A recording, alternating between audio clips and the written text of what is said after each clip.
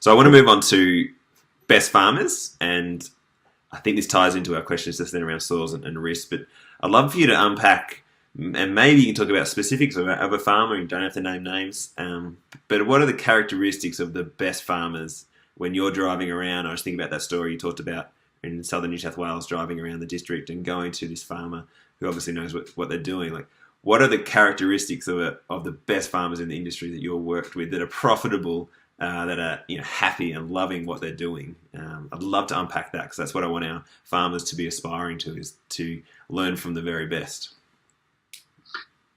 I think the first characteristic is that the most successful people continue to seek knowledge.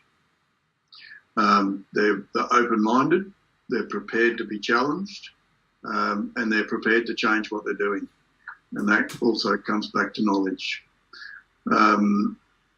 My belief, though, is that there is so much knowledge out there at the moment that you need to filter for it. You need to be able to filter that. Well, there's not necessarily knowledge. There's knowledge, there's information, and then there's wisdom. And I think that how do we take the information age and create wisdom? And one of the things I learned from Professor Stuart Hill, which I've never ever forgotten, and Stuart talks about, there is simplicity, and there is complexity, which is Mother Nature is extremely complex. And then there's what's called profound simplicity. And profound simplicity is the other side of complexity. In other words, we don't need to understand the complexity of Mother Nature. We need to understand the profound simplicities that Mother Nature offers us. And it is pretty simple. Add carbon to your soil and everything fixes up. Stop poisoning her and she'll come back and help you out.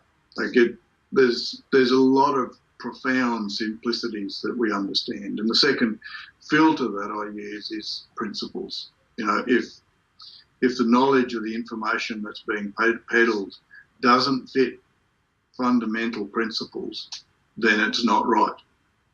So I use those principles as filters. I think so. So knowledge, seeking knowledge, and the second step is actually using that knowledge. The people who are successful are the ones who actually take new paradigms and new knowledge and implement it. They do something with it.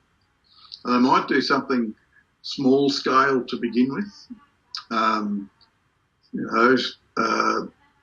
Start small, fail early type of approach. Because when you're doing something new, it's pretty easy to fail.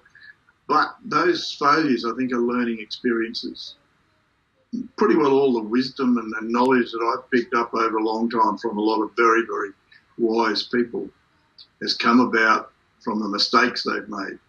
It's not what you get right that you learn from, it's what you get wrong that you learn from most. And I think making mistakes or having learning experiences, I don't think we should talk about mistakes. It's only a mistake if you do the same thing 3 times and get it wrong 3 times. But if you're doing something for the first time and you learn from that, that's a learning experience, not a mistake. So testing, trialling, having the numbers. So if you're testing out your stocking rate to carrying capacity, for example, the only way you can test whether your benchmark carrying capacity is actually correct is with the records and have the numbers, have the grazing chart, and then test that every year.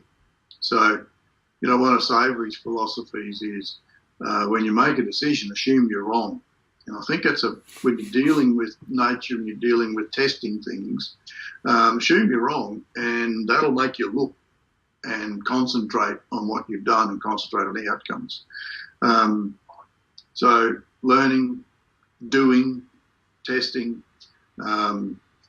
keeping numbers, doing the numbers, knowing your profitability, knowing your numbers, being able to quote things like your cost of production, being able to quote your gross margins per hectare, per LSU, DSE, etc. Being able to know what your cost of production is, know where the strengths are in your business, know where the weaknesses are in your business, and know how to analyse that. I think, and I don't think any of that, the difference between very successful people and unsuccessful people, has anything to do with intelligence. It has to do with willingness to have an open mind, have a go, get on and do stuff. And all the people that I've seen and worked with over a long period of time that have been very successful also had a lot of faith. And they had faith in the decisions they made, and they had faith in the direction they were going in. And I think that's one of the really exciting things about regenerative ag. But in grazing, it's all pretty well known stuff. We know how to do that pretty well there. But in the cropping arenas, when you're converting from an industrial system of farming to a biological system of farming, that transition period is not so well known. And there's a whole lot of options in the middle. And the biggest fear that most people have is what I call the valley of death, which is that bit between those 2 points. And it doesn't actually exist.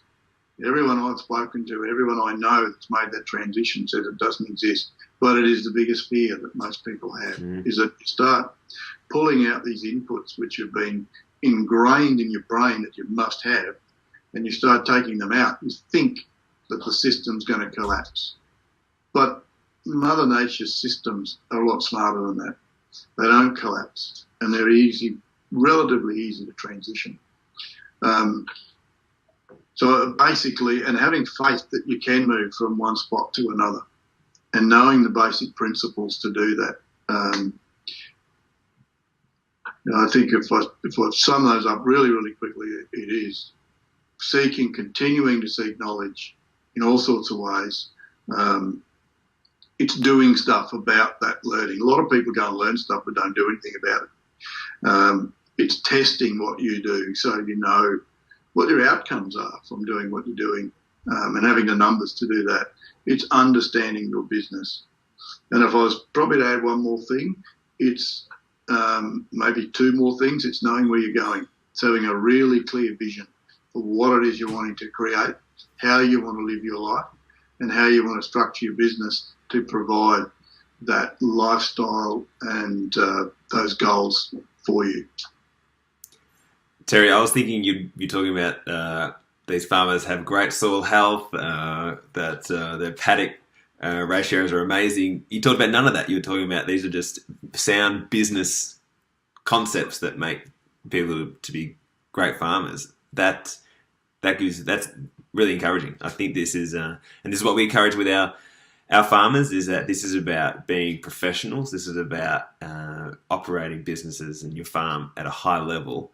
And everything you talked about there is about planning, having a vision, having confidence in yourself, and being deliberate, but also having that open mind to learn. And I think that one around assuming you're wrong, I was confronted by that.